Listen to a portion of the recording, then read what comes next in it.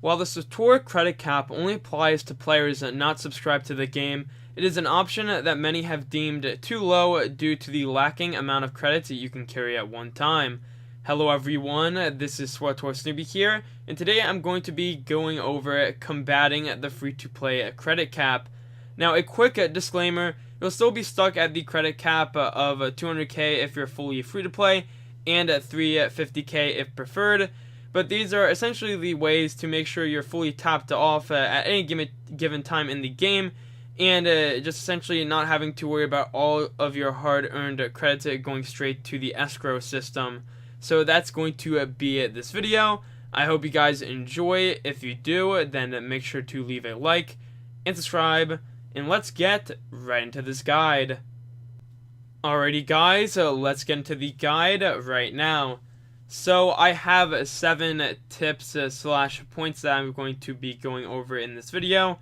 So the first one is leaving mail with credits from the GTN and essentially etc. unopened and unclaimed. So if you didn't know, when you sell stuff off of the GTN and or you just buy and sell stuff, you do get mail from the mailbox telling you that you have a successful item sale or that you've actually bought an item. Now, a good way to essentially combat the free-to-play credit cap is if you do want to just make sure you're always just fully tapped off with the max credit limit, you can go to the GTN. You can find the successful item sale. So if you just sell stuff off the GTN, you can let it sit in your mailbox. So whenever you do want to get some more credits, you can always access it. One thing to note, however, with mail in this game, it does expire within 30 days. I believe that the GTN does work the same way, but that is something to keep in mind. So you can't just leave this mail with credits in it just all the time. So you do need to claim it eventually within 30 days. So for example, right here, a player purchased my auction of refined isotope stabilizers, and I got some credits for it. So as you can tell, I currently am not at the credit cap for preferred at 350k. So of course I can just collect this, and then there you go. I have exceeded the credit maximum, but still I have just completely just tapped off my credit cap right here at 350k.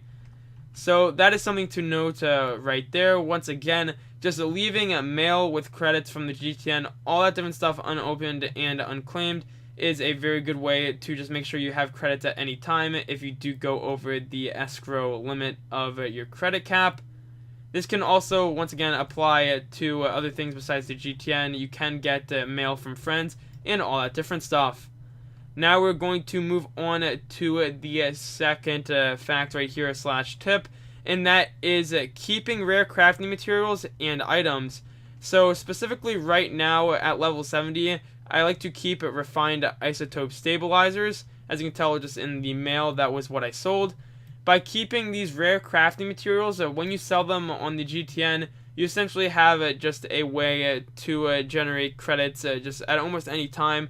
Since if you get a large amount of crafting materials and or just really any item you want to sell, you can just continue to sell them and then get more mail from the GTN, so you don't have to worry too much about running out of credits. Since once again, I mean, people don't want to just run out of credits and then have a bunch of them in the escrow system, but they can't unfortunately access it due to the restrictions in game and put in place. So that is something that I would highly recommend. Just keep some rare items that you have in game and or just crafting materials or whatnot. Make sure to hold on to them, because let's be honest, I know that a lot of people will go through this credit cap very rapidly as it is very low. So that is a good way just to get the credit cap back to the top, so you have just ways to continue just spending. Now the third one, or third tip slash fact, and honestly the most important one in my opinion, is the legacy bank. So getting a legacy bank works through the stronghold system. Obviously I'm in the Yavin one, which is way too pricey with the credit cap. So you can always buy one from the starter planets, the Coruscant one and the Dramoon Kos one, of course. And those are of course options on the Republic and Imperial fleet.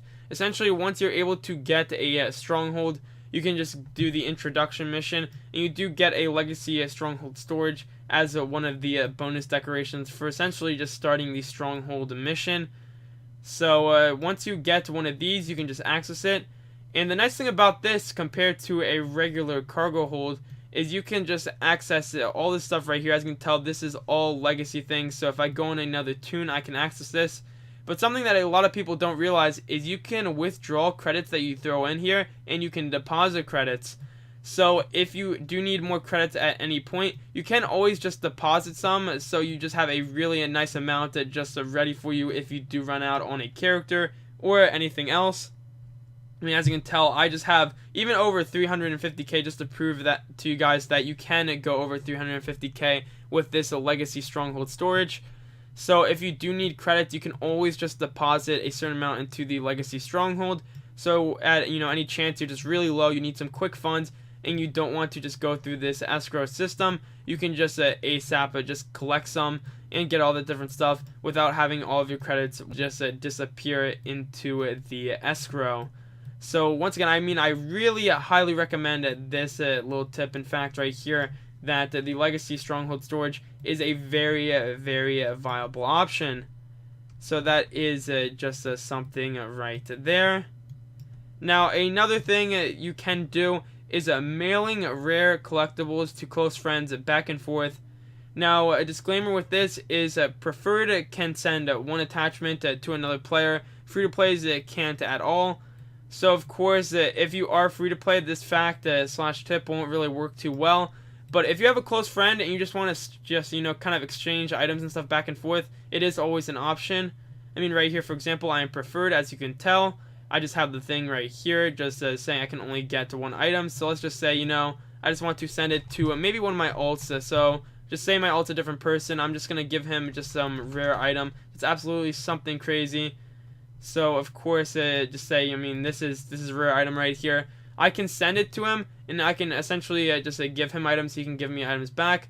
There are some restrictions, which is the same reason why you needed to essentially do this with a closer friend or just someone else, since it isn't really too safe. Since obviously you don't want to just be sending rare items back and forth to someone that's completely random and or someone that could try and scam you. So I don't really recommend that one too much, but still is an option if you just want another way to just essentially send stuff back and forth, because you always can use rare collectibles and different things as a form of currency if you have to deal with this credit cap. Now another thing, and number 5 for facts and tips, is if you're preferred, you can always trade items back and forth as well, so you don't have to go through this mailing thing. But if you are a full free-to-play without preferred, you cannot just trade. It should also be mentioned if your preferred trading is active after level 10, so that is something right there. And personally, I think this is also a very good option, because if you are preferred, you can just go ahead and go on a little trading spree with people. So if you just want to trade items back and forth, and or just maybe a very small amount of credits, because the credit cap will still exist, it is something that is always available. Just another way to essentially get stuff and just communicate with different players. Now for number 6, this is going to be just splitting credits around characters to move back later. So of course, with the preferred and free-to-play model, the credit cap applies per character. So that means, for example, if I'm on my commando right now, Super Snoopy, he has 350k credits. He's at the cap. Whereas, if I just log out right now, I just move on to a different character, I can, of course, just get the credit cap on them, and then just continue doing it for all of my characters. So if one of my characters' funds is low, I always can go to the other just to get some extra credits right there. It is a very good option, of course, if you don't utilize any of these other ones. But once again, if you utilize the ones before that I mentioned, you also won't have to worry too much about that. And then for the final thing, essentially the final tip, in fact, this is honestly something I don't recommend at all. And personally for me, it's just a general waste of time and money to just get these unlocked, since they don't apply forever. And that is the credit escrow. So once again, I keep talking about this system, But essentially the way it works is once you hit your credit cap, the rest of the balance goes into the system. You cannot actually get it out later on, which is why you have to actually combat the credit cap system. So we'll just look in here right now. These are just all of the credits. Essentially I have 1.4 mil just sitting in here, just doing absolutely nothing, just collecting dust while I am getting credits in different ways. So if you click right here, you can access the escrow. As you can tell, just for cartel coins, you can just view. Essentially, you can view the item and you can get a credit transfer. But once again, all these credits amounts compared to the cartel coins, in my opinion, are not worth it. But for whatever reason, I mean, if you do want to actually go through the system, it is possible. But personally, with me, that escrow system is absolutely not worth it. Do not waste your money with it. But it still is an option right there if people do want to actually look into it.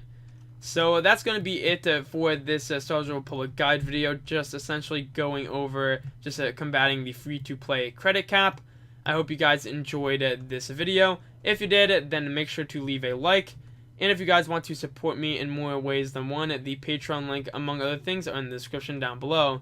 Once again, as I said, that's all for now. So I hope you guys enjoyed it, and I will see you guys in the next one.